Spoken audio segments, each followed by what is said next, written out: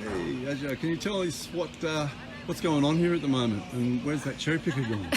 Yeah, as you can see, the cherry picker is no more. It's 9 o'clock. I've been here since 6. No sign of life. So actually, we did see one Telstra guy sitting in a ute just around the corner, and he's now gone.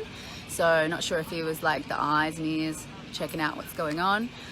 So the cherry picker, yesterday we actually called Coates Hire, and Avi, my friend, called him first and said, hey mate, you might want to come and pick that cherry picker up. It's not looking pretty. It's kind of in a bit of a questionable spot in comparison to what's happening out here.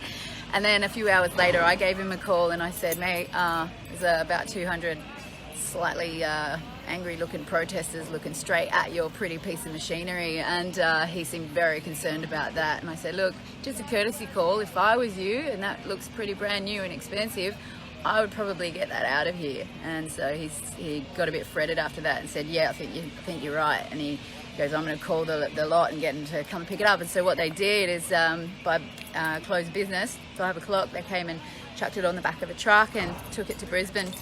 And one of our guys followed it and made sure it went over the border, and so it's not back here. So what's it looking like here at the moment? What are your feelings on? Well, so far there's nobody here. It's actually looking like a bit of a blockade, really. Yeah. So there's a bit of a blockade happening, but there's no sign of them. So let's just hang tight and hope they don't show up. Yeah. Okay, well, one thing that I've noticed from what's going on is that it seems like we've called them out on their action, and there's been some criticism by the protesters saying that we shouldn't be sort of having a protest when COVID-19 is on. Well, I actually look at it the other way. It says they shouldn't be putting up dangerous technology that they know is going to cause a protest.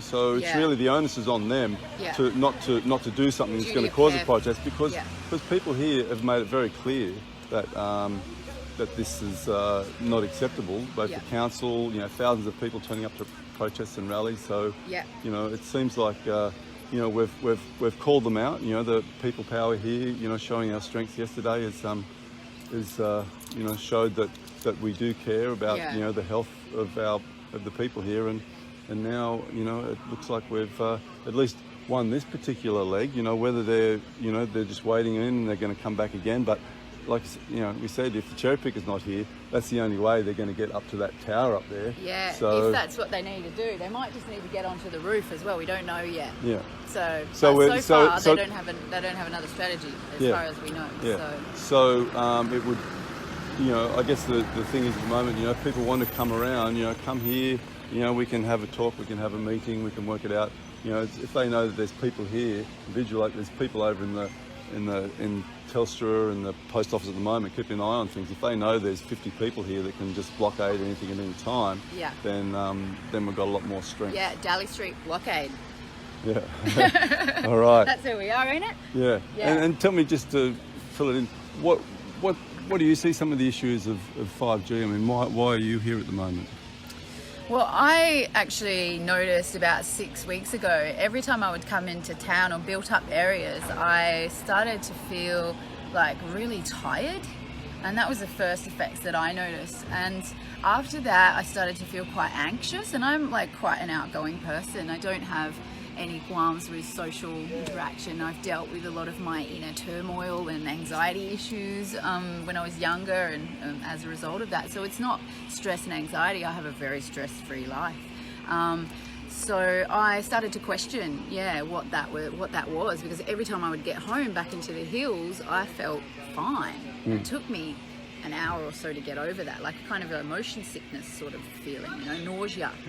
And so now I've got one of these bad boys, which is a Blue Shield, and I am bringing that with me everywhere. I sleep with it, and it basically has scalar waves, which and helps you to resonate with your natural frequency of the earth and your harmonious resonance of your body.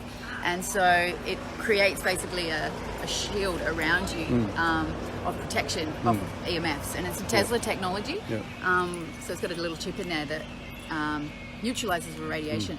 So, and when I have this, I don't get any of those effects. Like yesterday, I got the call to come in real early. I just went out for a cup of coffee, and then it was like, oh, red alert, they're coming in. And so I just rushed down here, and I didn't have it on me. And I stayed here all day underneath the tower. And like, by the time I got home, my head was aching. My eyes were heavy. You know, so today I've got this. I'll give you the update. I'll be here all day. So great.